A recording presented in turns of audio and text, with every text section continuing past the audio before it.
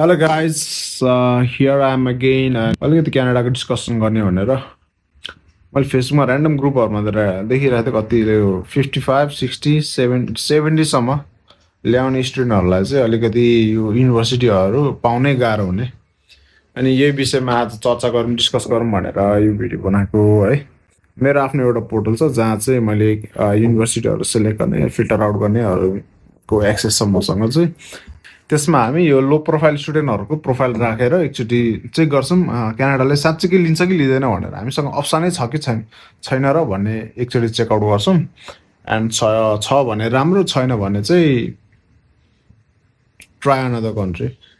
And Canada normally दुईवटा तरिकाले है प्रोसेस गर्ने सक्छ, एसडिएस र नन एसडिएस भन्ने हुन्छ। एसडिएस भने student direct system and non SDS भने नन स्टुडेन्ट डाइरेक्ट सिस्टम भइहाल्यो।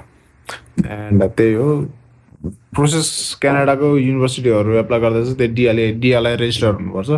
डिएलआई रेजिस्टर भएको युनि या कलेजहरूले मात्र तपाईँहरूलाई अफर दिन सक्ने हो त्यहाँ पढ्नु भनेर। त्यो त भइहाल्यो।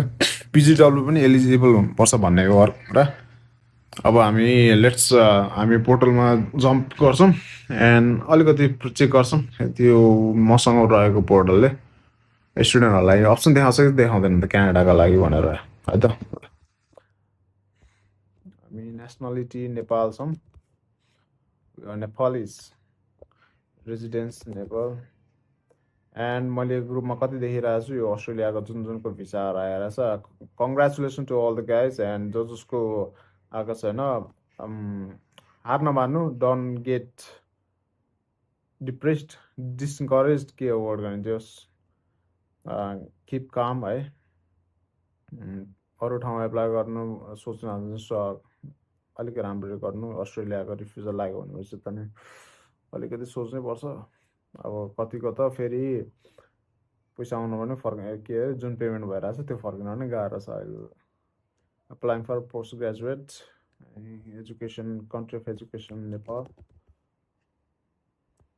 अवार्डिङ बोथ 3 हेरौँ।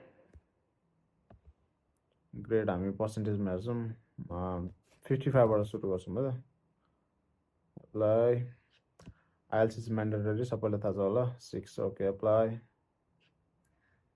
6बाट है। त्योभन्दा तल छ भने चाहिँ अलिकति आफूले मेहनत गर्नु होला। फेरि युनिभर्सिटी अफ डरी यो चाहिँ युकेको है। यो पोर्टल चाहिँ प्रायः जस्तो मोस्टली युकेको लागि चाहिँ एकदम राम्रो हो जुन मसँग छ। एन्ड क्वेसन आउला दाइ यो पोर्टल हामीलाई पनि चाहियो कसरी लिने हो भनेर। यो चाहिँ प्रायः जस्तो स्टुडेन्टहरूलाई एभाइलेबल चाहिँ छैन, बट उनीहरूको टिममा काम गर्नहरूलाई मात्र हो यो पोर्टल चाहिँ एक्सेस भएको। एन्ड स्टुडेन्टहरूको लागि चाहिँ यो पोर्टल होइन, अर्को स्टुडेन्टको फाल्टै इन्टरफेस हुन्छ। आफूले एड बोय भनेर खोज्दाखेरि चाहिँ सजिलो हुन्छ त्यहाँबाट गर्दा पनि। तर एन्ड स्टडी डेस्टिनेसन हाम्रो अहिले के छ? क्यानाडा। सिटिजहरू आफूले हेर्नु है, त्यस्तो साह्रो के छैन। ग्याप हामी नराखौँ। अघि मैले 1 to 2 इयर्ससम्म हेरेको थिएँ, लाइक कोर्स एभाइलेबल थिएन, भेटिहाल्नु भयो होला। 2 to 5 इयर्स पनि छैन, लेस देन अ इयर पनि छैन है। लाइक त्यो भएर ग्याप त राख्दै राख्नु या मेन्सन नगर्नु ग्याप छ भनेर।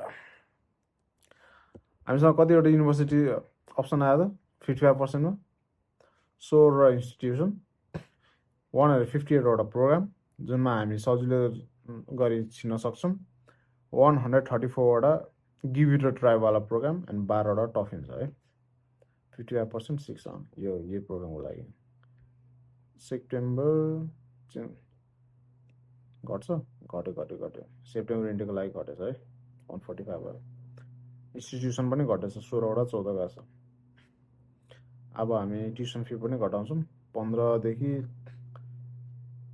25सम्मको त नर्मली भइहाल्यो।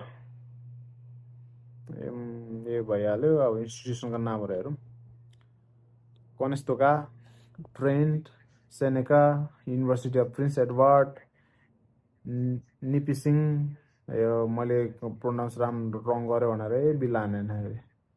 Southern Alberta Institute of Technology, Bow Valley, CBU, New York Institute of Technology, University of Regina पनि रहेछ। यो त ऱ्याङ्क रहेछ हजुर।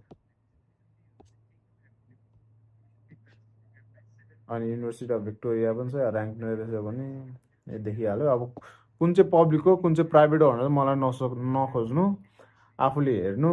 मैले देखाइदिइहालेँ यहाँ भिडियोमा कुन कुन कुन कलेज हो भनेर, त्यो आफूले सर्च गर्नु यो छ भनेर है। कोर्सहरू 276 छ, जसमा यो इजी यतिवटा छ, टफ यतिवटा छ, 6वटा छ, अनि 125वटा छ।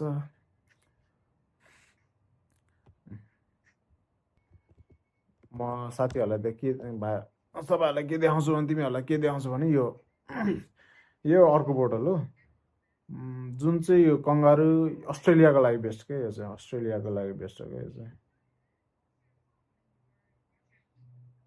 अस्ट्रेलियाको लागि बेस्ट। लाइक हाम्रो केआइसी सुनेको, केआइसी कङ्गारूहरू पनि उनीहरूसँग काम गर्छ भन्छ। यो चाहिँ अस्ट्रेलियन बेस्ड कम्पनी हो यो चाहिँ।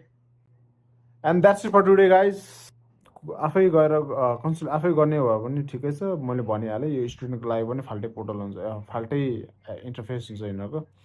मैले भनिहालेँ स्टुडेन्टको लागि पनि यिनीहरूको फाल्टै इन्टरफेस हुन्छ। सो आफैले गर्दा पनि हुन्छ या अरू कन्सल्टेन्सीको थ्रु गर्दा पनि हुन्छ। एन्ड आफूलाई गाह्रो लाग्छ मलाई कन्ट्याक्ट गर्दा पनि हुन्छ, एप्लिकेसन प्रोसेसको लागि म पनि हेल्प गरिदिन्छु। अनि यो बाँकी रह्यो यो दुइटा एसडिएस र नन एसडिएस भनेको चाहिँ के हो, त्यो चाहिँ नेक्स्ट भिडियोमा कुरा गरौँला हामी है। त ल बाई।